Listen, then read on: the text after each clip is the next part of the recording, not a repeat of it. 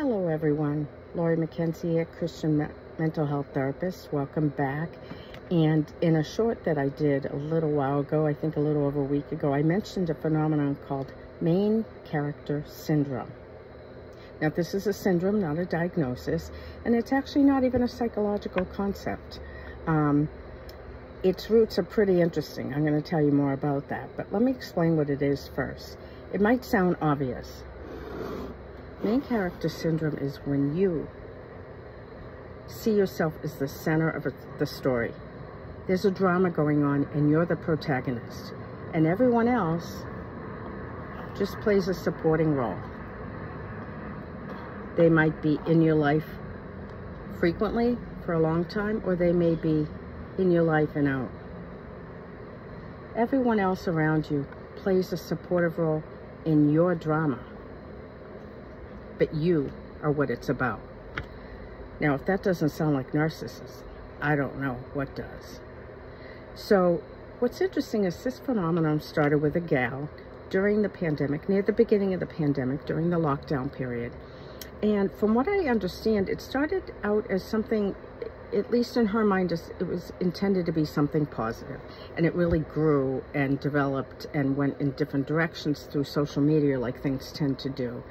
And her original intention was to deal with some of the challenges of the pandemic, the loneliness, the depression, the boredom, perhaps.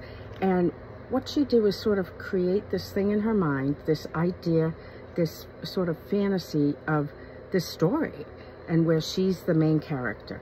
And almost like writing a book or something in her head, but creating it just for the sake of creating it for entertainment, probably to use her imagination during this period of boredom, like a lot of us can identify with, looking for things like that.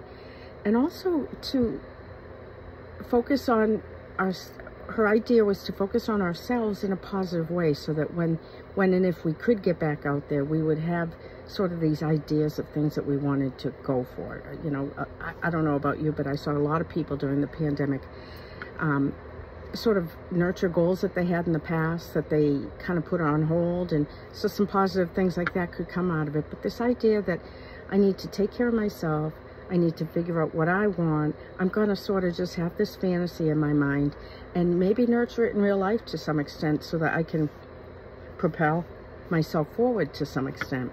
And I'm trying to put a little positive spin on it, because my sense is that that's what the gal that developed it intended. But while I'm doing that positive spin, there's a lot of red flags going up.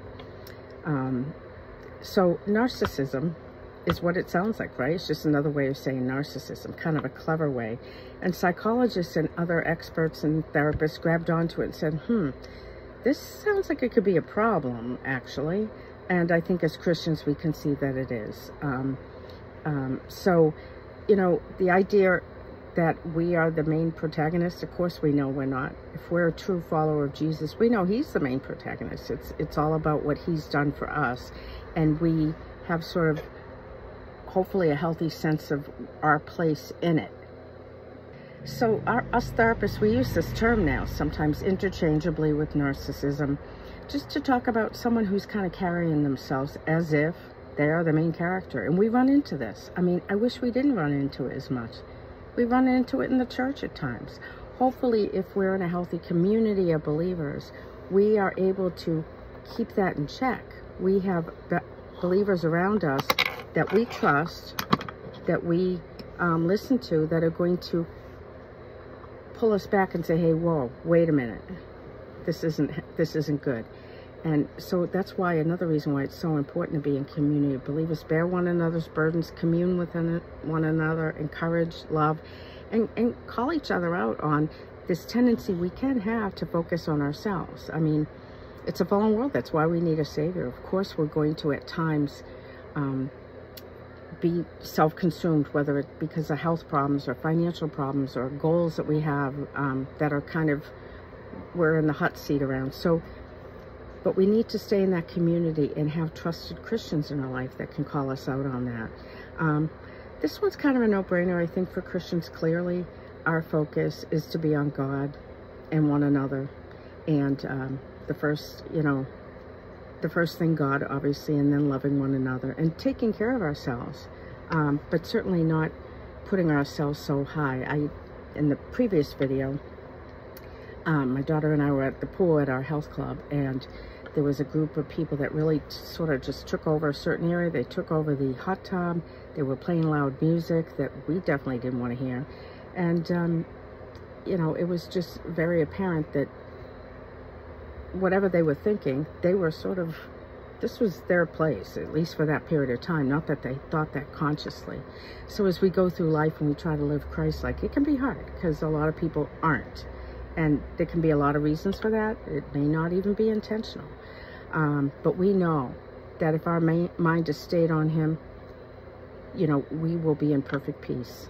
That's somewhere in Isaiah, I think 20:26.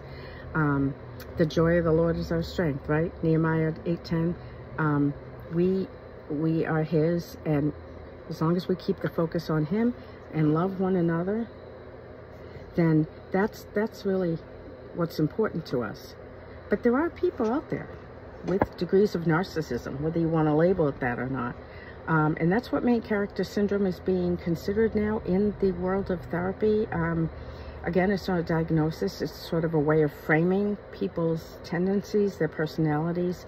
I'm going to be doing some videos on personality. It's one of my areas of great interest. And that, some people just tend to be that way. It may be how they were raised, how they're hardwired to some extent.